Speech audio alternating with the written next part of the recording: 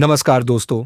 क्या कभी आपके साथ ऐसा हुआ है कि आपने बड़े सपनों के साथ होम लोन के लिए आवेदन किया, सारी फाइलें जमा की, हर दस्तावेज तैयार किए और फिर अचानक बैंक ने कह दिया, आपका लोन रिजेक्ट हो गया? दिल टूट जाता है ना?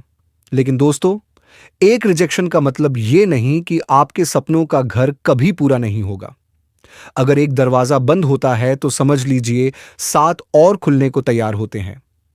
आज मैं आपको बताऊंगा वो 7 स्मार्ट तरीके जिनसे आप बैंक की ना को हां में बदल सकते हैं और अपने सपनों का घर पा सकते हैं। सबसे पहला तरीका है, अकेले हीरो बनने की कोशिश मत कीजिए, टीम बनाइए, यानी को एप्लीकेंट जोड़िए। अगर आपकी आय कम है या सिबिल स्कोर थोड़ा गड़बड़ है, तो अपने जीवन साथी, माता पिता या बच्चों को इस लोन में साझेदार बना लीजिए। जब दो लोगों की आमदनी जुड़ जाती है तो बैंक को भरोसा हो जाता है कि लोन चुकाने में कोई दिक्कत नहीं होगी। दूसरा तरीका है, बैंक का रिस्क कम कर दीजिए। कैसे? डाउन पेमेंट बढ़ाकर। अगर आप ज्यादा डाउन पेमेंट देंगे तो बैंक से कम लोन मांगना पड़ेगा, और कम लोन का मतलब कम ईएमआई। इससे बैंक को भी भरोसा होगा कि आप लोन आसानी से चुका लेंगे। तीसरा तरीका है, अपनी क्रेडिट हेल्थ को ठीक करना, यानी सिबिल स्कोर। अगर आपका स्कोर 750 से कम है, तो सबसे पहले अपनी पुरानी ईएमआई और क्रेडिट कार्ड के बिल वक्त पर चुकाइए। अपनी क्रेडिट रिपोर्ट चेक करिए, कोई गलती हो तो उसे सुधारिए। जब आपका स्कोर बेहतर होगा तो बैंक भी आपको अच्छे ग्राहक के रूप में देखेगा। अब बात करते हैं चौथे तरीके की। बैंक ये भी देखता है कि आपकी आय का कितना हिस्सा पहले से कर्ज में जा रहा है।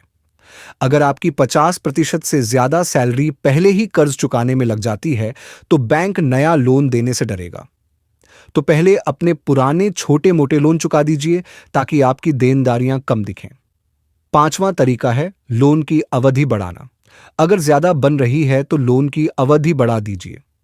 इससे ईएमआई कम हो जाएगी और बैंक को भरोसा होगा कि आप इसे आसानी से चुका सकते हैं। हाँ, ध्यान रखें कि इससे कुल ब्याज ज्यादा देना पड़ेगा, लेकिन घर का सपना अधूरा नहीं रहेगा। छठा तरीका है, अपने पुराने बैंक के पास जाइए। जिस बैंक में आपका सैलरी अकाउंट है, वहां के पास आपकी फाइनेंशियल हिस्ट्री होती है। वो आपको बेहतर तरीके से जानता है और इस वजह से आपकी एप्लीकेशन को जल्दी स्वीकार कर सकता है। और अगर फिर भी कोई बैंक आपका साथ न दे, तो साथ देंगी एनबीएफसी, यानी नॉन बैंकिंग फाइनेंशियल कंपनियां। ये कंपनियां थोड़ी ज्यादा ब्याज पर लोन देती हैं, लेकिन इनके नियम बैंक की तुलना में आसान होते हैं। अगर कहीं से लोन नहीं मिल रहा है तो एनबीएफसी के दरवाजे खटखटाइए। तो दोस्तों, होम लोन रिजेक्ट होना कोई अंत नहीं है। यह तो बस एक संकेत है कि आपको अपनी तैयारियों में थोड़ा सुधार करना है। सही तरीके अपनाइए, धैर्य रखिए और फिर देखिए कैसे आपका सपना भी हकीकत में बदलता है। क्योंकि घर सिर्फ 4 दीवारें नहीं, एक सपना होता है, और सपने कभी अधूरे नहीं रहने चाहिए। धन्यवाद।